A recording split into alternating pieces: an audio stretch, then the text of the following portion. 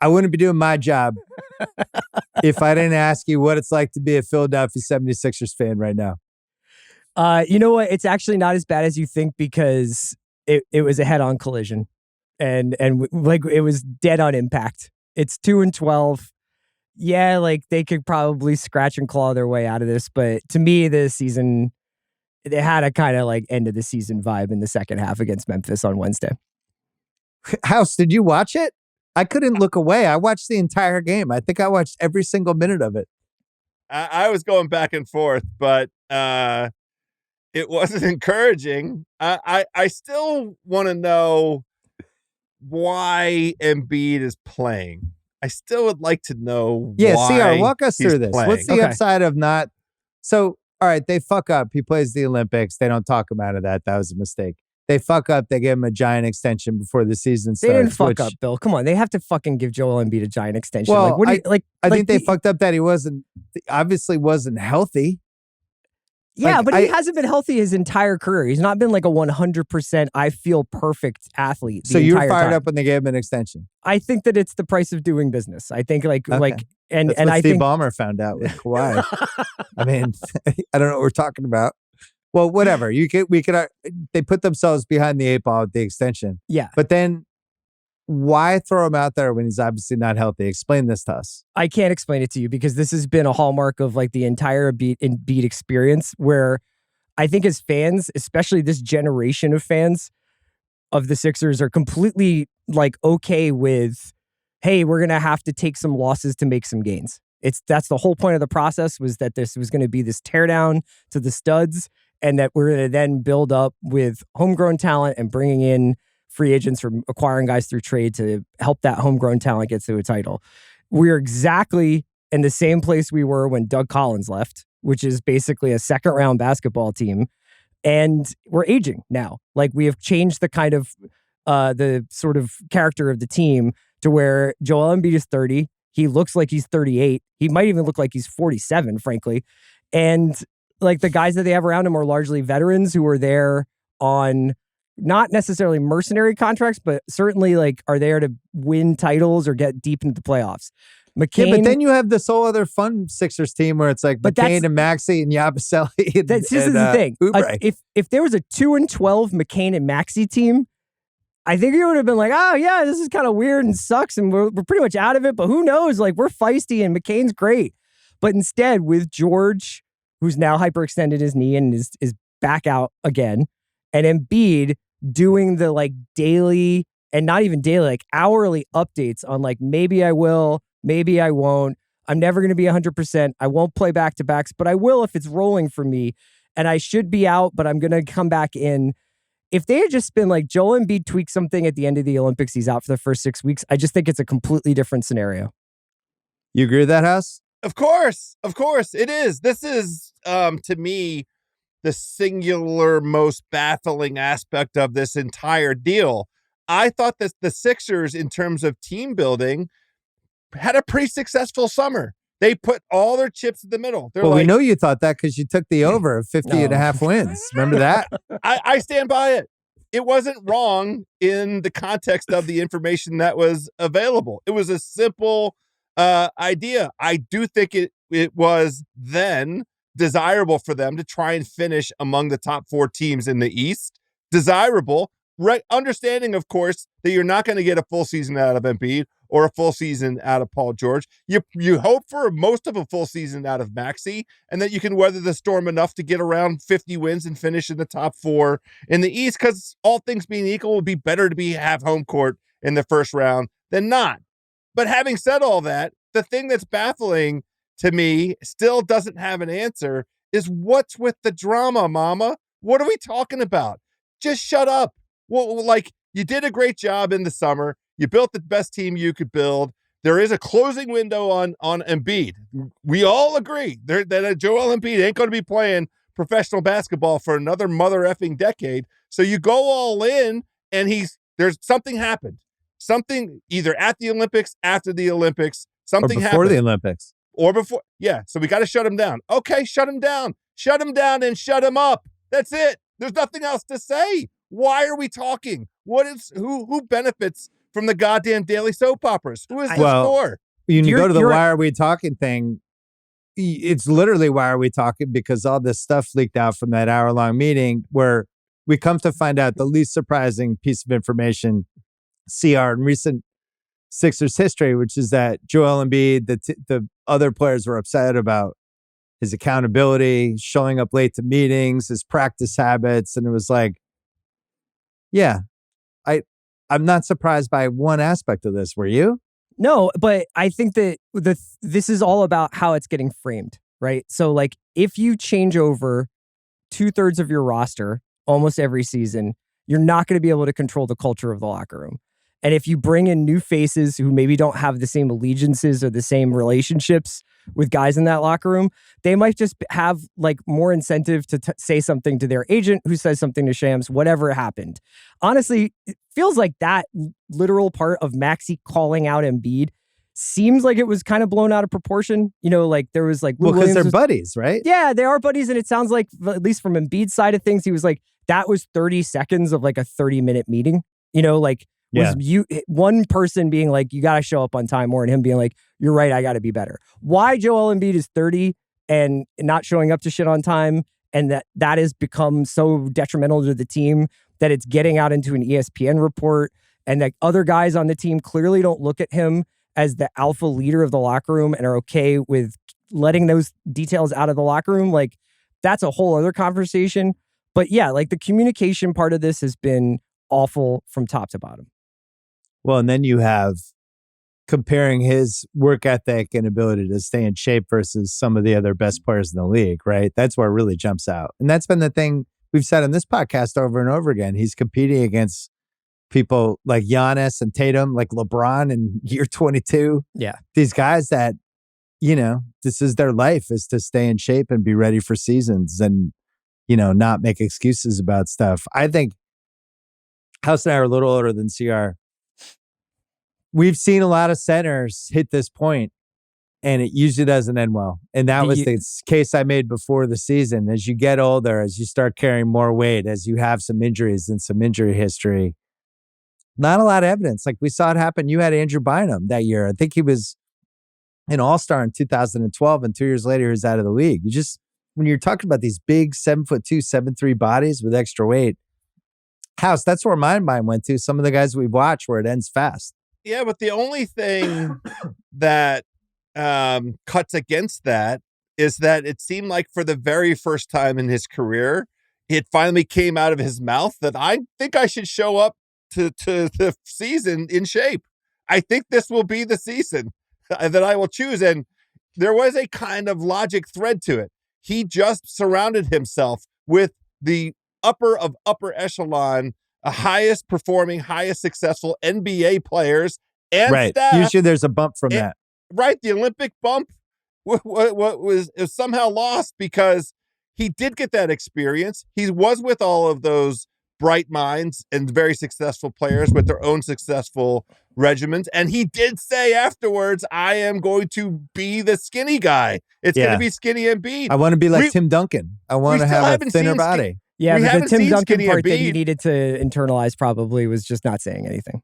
You know what I mean? Like, it's just, they needed probably to put a cap on the narration and the interfacing with the press about like what his intentions are and where he is. And it's honestly like, it's weird hero ball stuff for him to be out there right now. And it's really unfortunate because what happens to him when he's not feeling great is his game becomes repulsive. It honestly becomes fucking nauseating to watch him play. Yeah. There's some guys where you're like, oh, look at him. He's gutting it out. You know what I mean? This is not Phillip Rivers on a broken leg. This is I think he fell down, 8 times last night? He's just flopping around, and he wears all of his emotions on his face, good and bad. And this last night against Memphis was the all-time worst-case version of that. And it's just, this is not a together team. It's not being coached in a way that seems like the coach wants to be there. Maybe he does, but this is not the Nick Nurse that I thought the Sixers were getting. That it's not the Nick Nurse that coached last year. And he seems super pissed about whatever the situation is. He seems disgruntled in every press conference. He seems supremely annoyed with the press corps. And then on top of that, you've got, welcome to Philly. Yeah, but like, honestly, man, though, like it's every city is hard on a team that has expectations, though, right? Like, I mean, the thing that I think is so jarring about this is that I almost wonder if it would be worse if they were 4-7. You know what I mean? Because it would be like, well, you're not quite playing up to expectations. This is a disaster.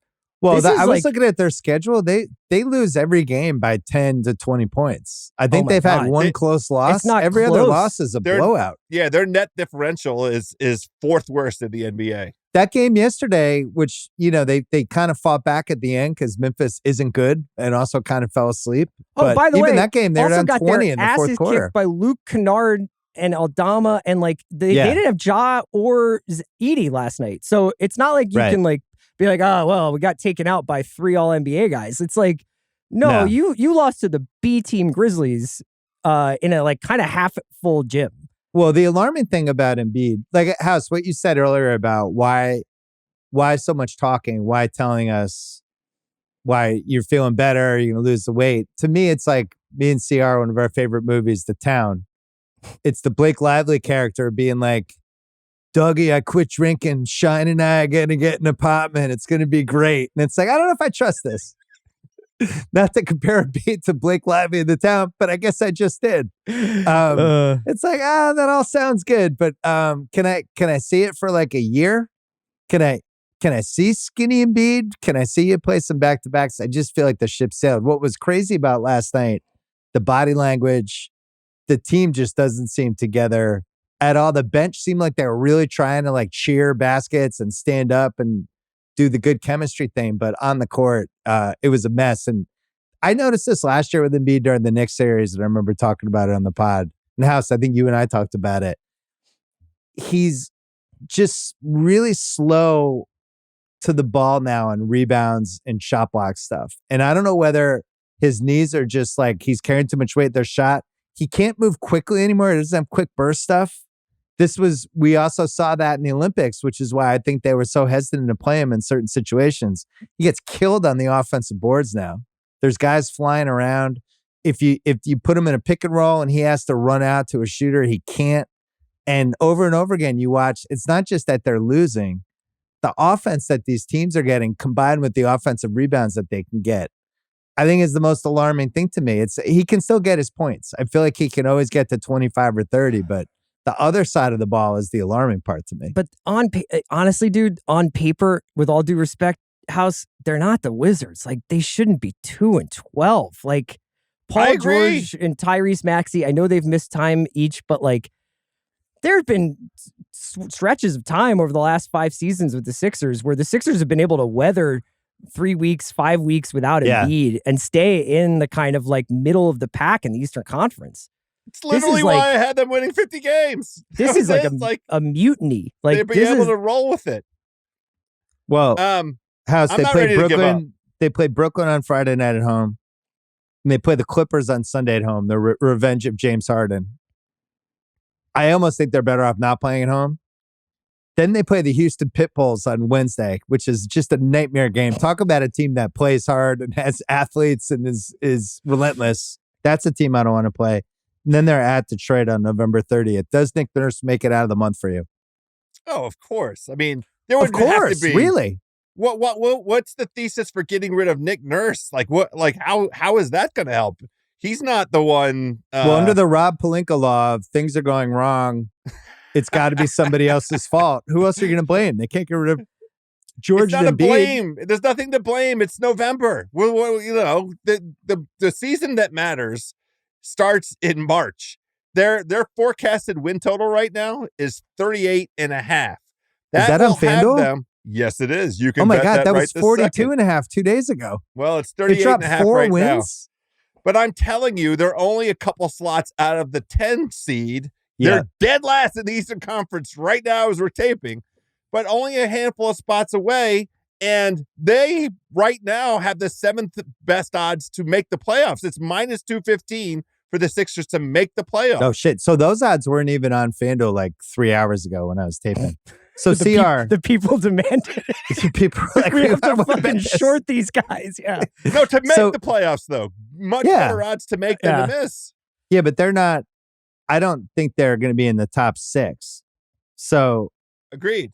basically, the cutoff would be the 10 seed CR, Mhm. right? It's a So you'd have play-in to team. finish above 5 teams. So I'm going to list some teams. Like you'll finish ahead of Washington no matter what happens. You have too much talent. That's happening. Sorry, House. Way to go out on a limb. You'll finish ahead of Toronto because I don't think Toronto even necessarily wants to be good. So that's the second one. Charlotte? I think you'll finish ahead of Charlotte. I do too. So there's 3. Then it starts getting a little gamey. Like you have Chicago, that you catch Chicago on the right night and they can score, they can score with anybody. They look okay. You'd have to pass Detroit and Brooklyn. You'd have to pass 2 of those 3. Detroit right now is 7-9 and they're in these games and Cade is playing better than anyone on the Sixers. Can you get to a 10 seed? I think you can get to a 10 seed. I think that's going to be so far below the expectations of the franchise at this point that it's going to still be seen as an abject failure. This is not, I don't think that this team had like Miami Heat expectations this season where it's like what they do is basically use the regular season as a experiment, and weather all these storms, and Spo is making guys from G Leaguers into All-Stars, and it's just they're going to scrape and claw their way into the playoffs, and then nobody wants to play them. I think this is a team that was really hoping to have some kind of home court advantage in the playoffs, and also probably to be so safe in that they could rest guys down the stretch and make sure Embiid was healthy. Now it's the opposite. Now it's the opposite, and I think now what happened with that meeting becoming public, is the problem is that everything seems like a reaction to something else. So losing to Memphis, which sucked anyway, is now a failure of the meeting to galvanize the team. Right. So like instead of it just being like, you lost on the road to Memphis, what a shitty start of the season, but hopefully everybody starts to get it together. It's now like that meeting didn't work, right? Embiid looked miserable. He immediately comes out after the Memphis game and says whoever leaked that is a real piece of shit. Presumably the person somebody in the locker room did that. So that's what is happening in that locker room. George goes out. George does a podcast about the all hands meeting, the team meeting. Oh, he did that? I missed that part. He did? Apparently. Yeah, I haven't listened to it yet. I just saw House was just showing me the thumbnail from it. Definitely good to get podcast content out of it. It's like my recommendation would be for Joel Embiid to go out and not play for 4 to 6 weeks and get as healthy as he can, because him being like, I'm going to try and drag my body through 35 minutes against Memphis. No. Is not helping. They need to win like 34 games. So just send him packing and make sure he gets in shape. I thought he looked so miserable last night when the halftime hit and he just walked off. Yeah. And it was like he was like a tennis player.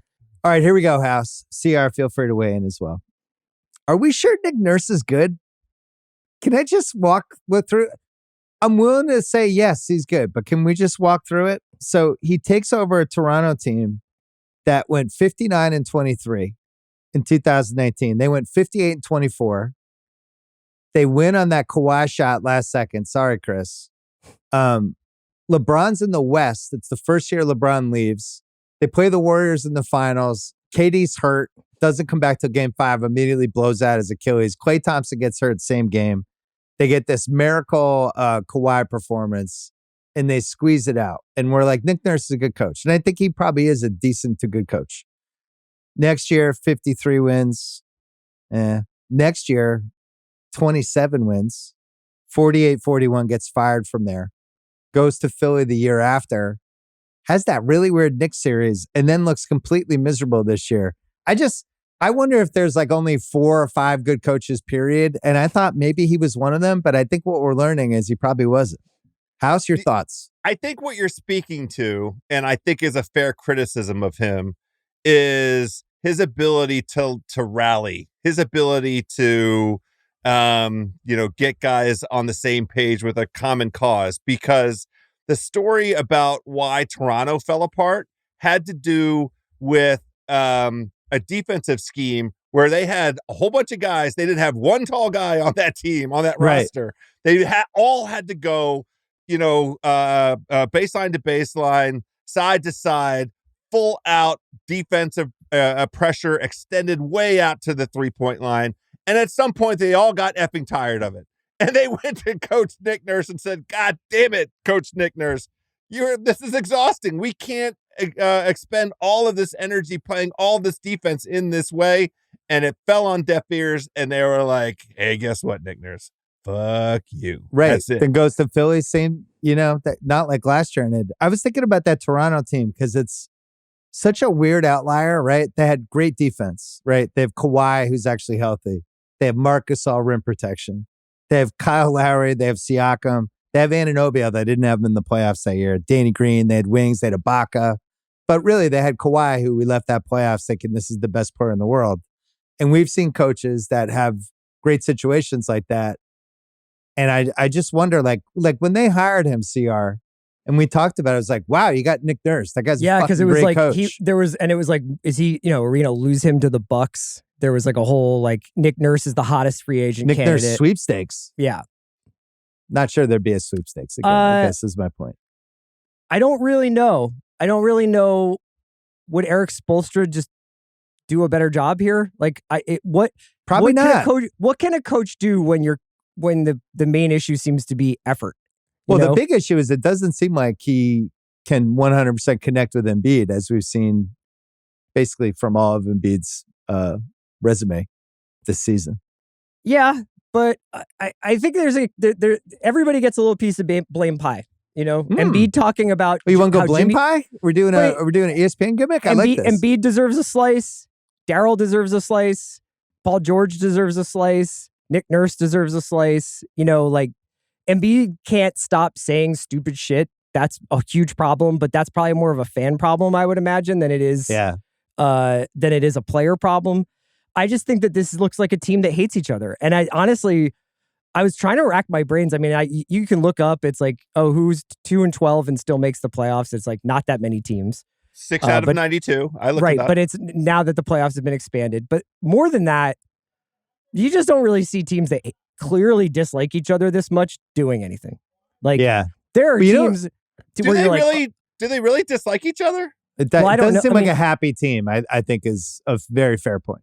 Yeah. They don't seem happy playing basketball together. Right.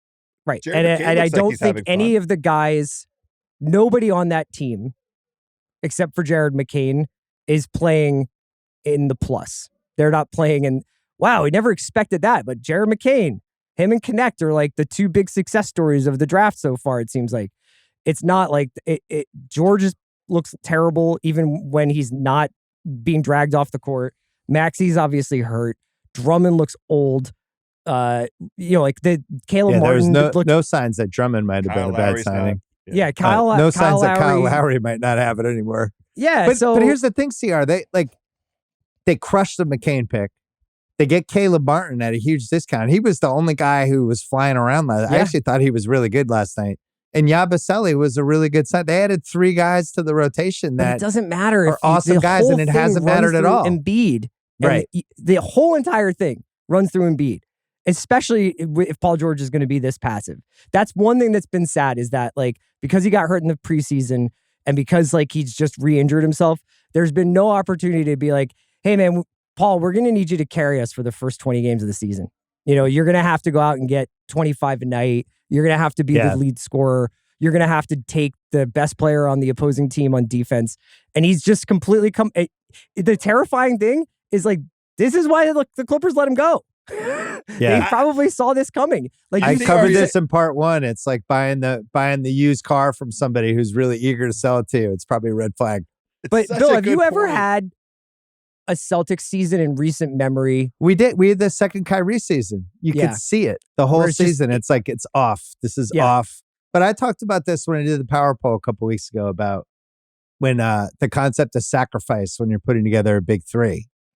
And how, when people always point to the 08 Celtics, where it was like those guys were at the point of their career where they're ready to give something up. This time around, you'd have to have Embiid. What's he giving up? And does he want to get in shape? You have Paul George, who's probably the most likely candidate to be like, yeah, I don't care if I score all the time. I just want to win a title.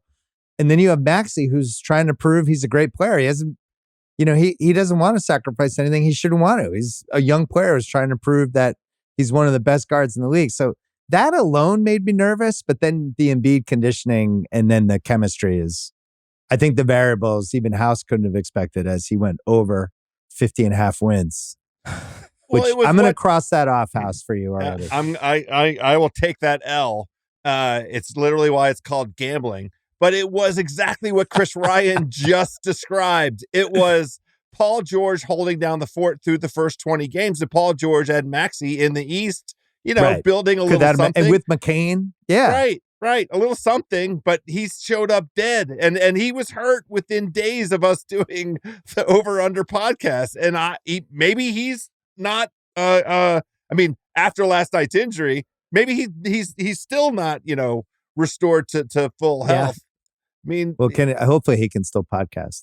The thing I was going to say, the thing I was asking you about, like the historical precedents, or if you have this experience where it's been a very long time with the Sixers since a season started. I remember like the first car I ever had was a 91 Ford Tempo, used 91 Ford Tempo. And the transmission blew out on the drive home from the dealership.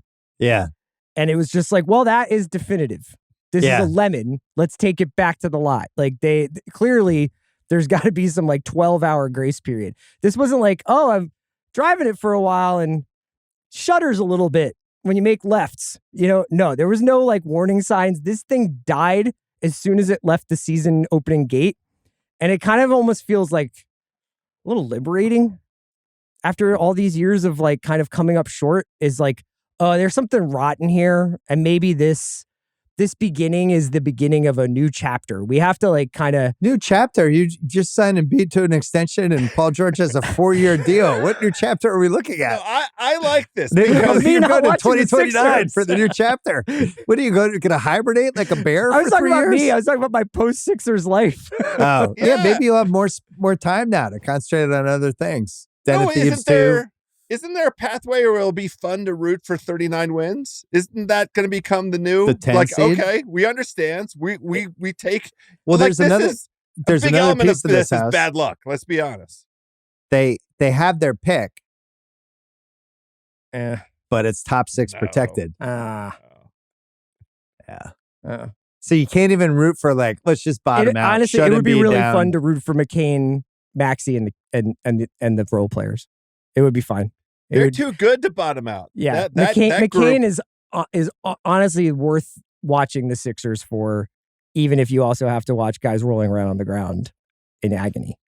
House, do we need to convene the Ewing Theory Committee should I send them to Philly to watch what the Sixers might look like if they have to shelve Embiid for 3 weeks and all of a sudden that team is playing small ball and take it off?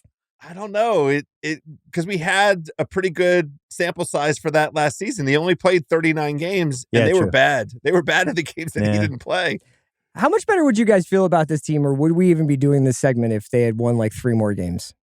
Still bad, but just a slow start. So I think the 2 games this week warranted this statement, because it wasn't just this segment. It wasn't just the Memphis game last night, which was riveting. The Miami game was unbelievable. I mean, they got blown the F out.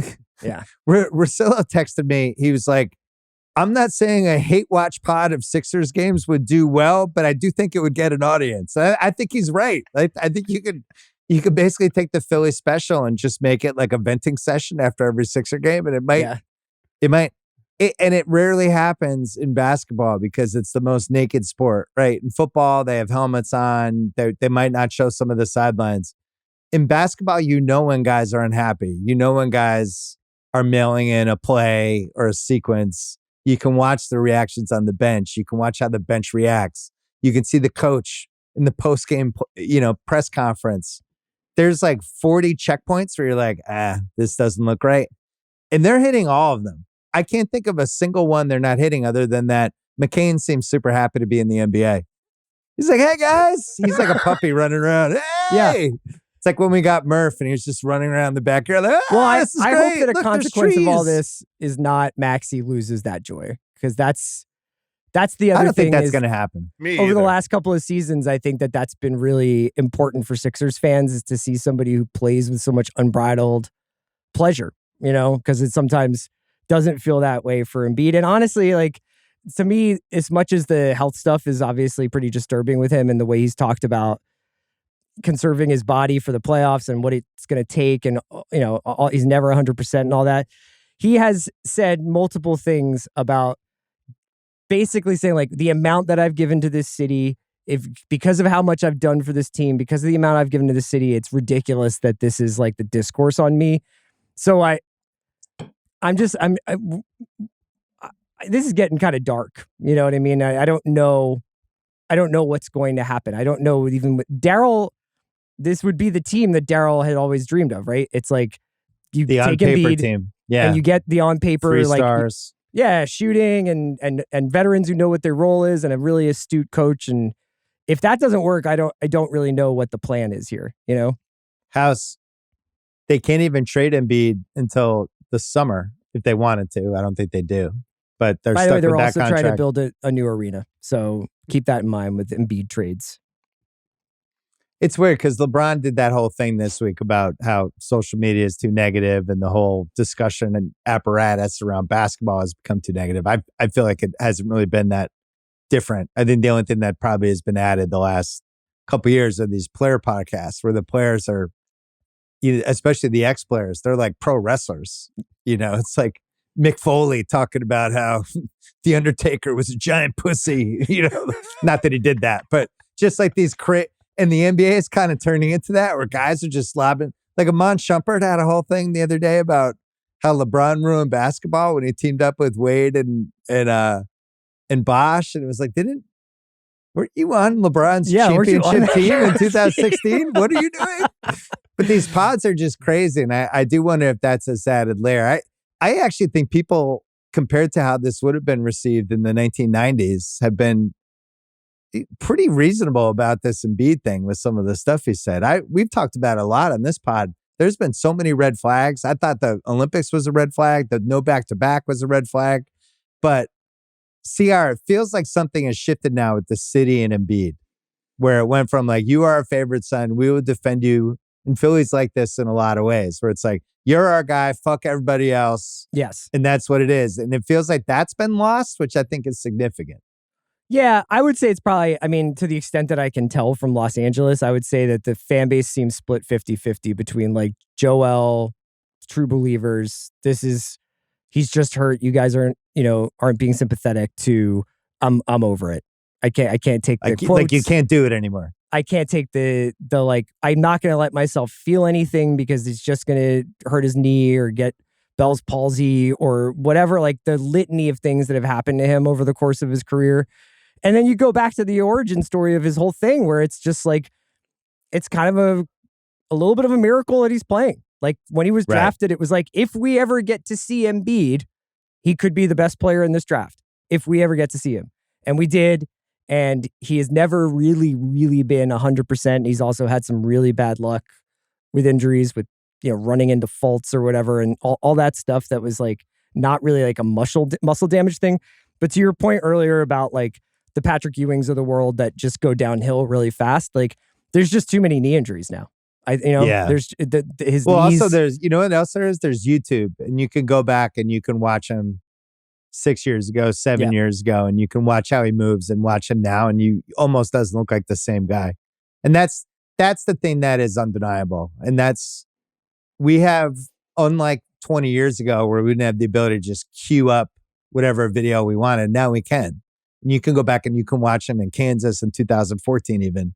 You can watch him in the Sixers even during that regular season when he just seemed like this fucking crazy, unstoppable offensive force. House, the thing that's crazy to me is he's still able to get to 30 points. Like that's how skilled and how well crafted. Kind of shot the game. lights out last night. Yeah, his from 15 to 18 feet, it's going in 98% of the time. And he's figured out how to do that and have enough of like going downhill, lurching into people. He can still get his points, but I think the rebounding and the defense was falling apart. What else have you seen? Well, what I've seen is he shouldn't be on the basketball court. Okay. Like I would like him to take off. I think it would be good for him, for the team, for the franchise, for him to just drop out. Come back after the new year. Get yourself right. Give yourself the best chance. And you can, after the new year, play the games at NBA speed, getting yourself back up into it. But really, all of this dialogue is November dialogue. It doesn't matter for shit. Just be ready in April. That's it. Unless it so poisons where you might get to come April, and the bar is so low, you just have to get to the play-in. The Eastern Conference. CR, where does this go for you? Most disappointing Philly teams? Any sport? Extraordinarily high. Yeah. What was that Eagles team when you had Asamoah and all those guys? Yeah, that was Dream Team. Yeah, that sucked. But that was like pride comes before the fall. Like there was just way too much hubris about that team. Yeah. And as soon as it started a little like this team.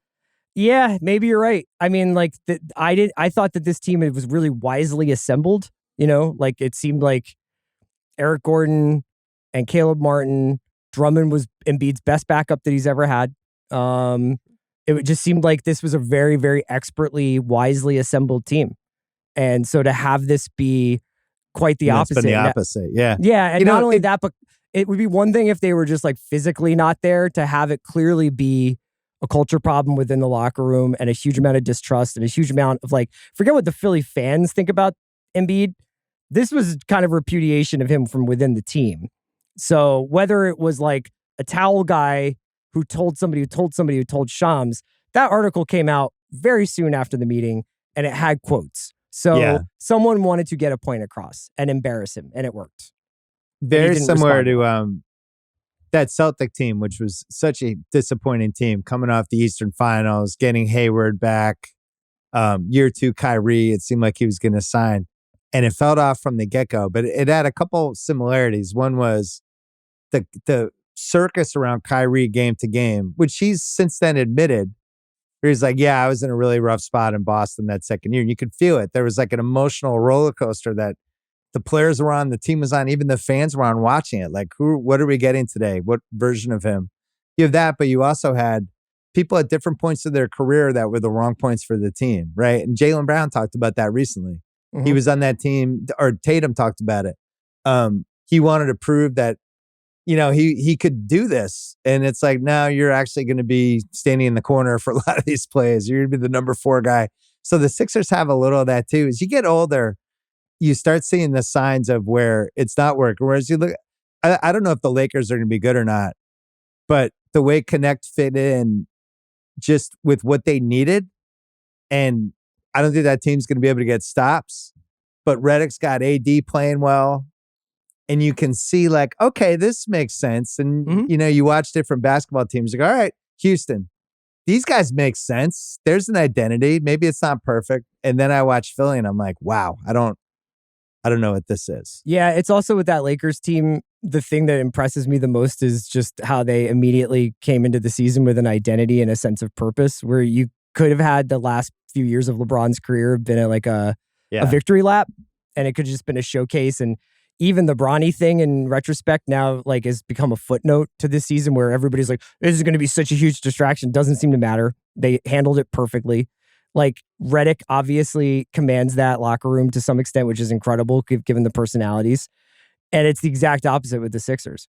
They came into the season. We'll see what happens when they have a couple tough games in a row. Sure, the schedule's been pretty easy. The Sixers came into the season unprepared, which I don't know. I don't know whose responsibility that is ultimately. Back to my Nick Nurse question. But to be fair, how could they prepare? They couldn't have Joel Embiid and Paul George healthy. Then they were unprepared on the court for the eventuality that these guys weren't going to be ready, and that they should maybe tell the fan base, tell the team, this is what the first 6 weeks of the season are going to be like. Don't look at the record. It's tough though when you're hawking a championship from July on and victory lap in the whole summer. It's tough to just pivot. That was why it was so shocking when they did the back-to-back stuff. House, what was your most disappointing team?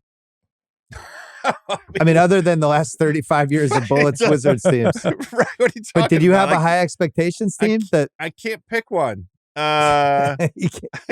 I mean, honestly, no. Like the Nationals, it took them a little while, but they won the World Series in 2019, and it was a new franchise. Here in 2005. So that team with Jason Worth, that should have been the one. Like, not really. The Ovi getting over the Penguins, getting past Crosby, finally, like that was going to be this real disappointing career, but he got his one, and we'll see what the story is with this knee injury. He may yet get Gretzky's it's getting close. Goal. Yeah, he is very close. House's most disappointing team was the Wizards not being able to beat Kelly Olynyk in a game 7.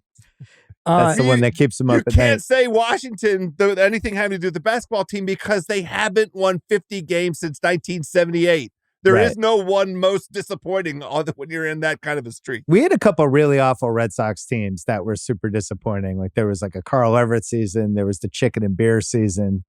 But you kind of know early when it's happening, and that would be my fear with the Sixers. For the Red Sox, the last couple of seasons, haven't you been like, ever since Mookie, you're basically I didn't have expectations. I think in this case, I was thinking they were talking about the Sixers as a possible 60-win team and a 2 seed and all that stuff. I was thinking about the conversation you had with Waz and Van last week, I think it was. Yeah. I think sometimes basketball moves on before NBA fans are ready for it to happen. And I think that the sad truth here is that this might not happen for this team, or for at least for Embiid's version of this team. And you just look around, and I feel this way often once the NBA Finals comes around. I'll watch after the Sixers have been eliminated in the second round or the first round, and I'll be like, this is a different sport. Like the Sixers are not close to this. And now that he is very clearly on the downside of his career and in kind of like a physical decline, it's really hard to like look around and watch the way some of these other teams are playing and moving and be like, oh yeah, I feel like this is a month-long break away from the Sixers. It's not. It's like, this is probably not going to happen for this guy, and it's really sad. Well, there was one play yesterday when Jaren Jackson fell down with his legs out, and Embiid was dribbling toward him, and I was just like, this is going to be... You talked about the car crash at the beginning. I was like, oh my God, this is going to be... Something horrible is about to happen, and Embiid, of course, tripped over him, but he got up. But that's another piece of watching these games where there's 3 times a game where you feel like something horrible happened to him, or maybe that was it, or... it just feels like he's carrying the weight on his world. It's both not that fun to watch and incredibly riveting to watch with the expectations that this team had.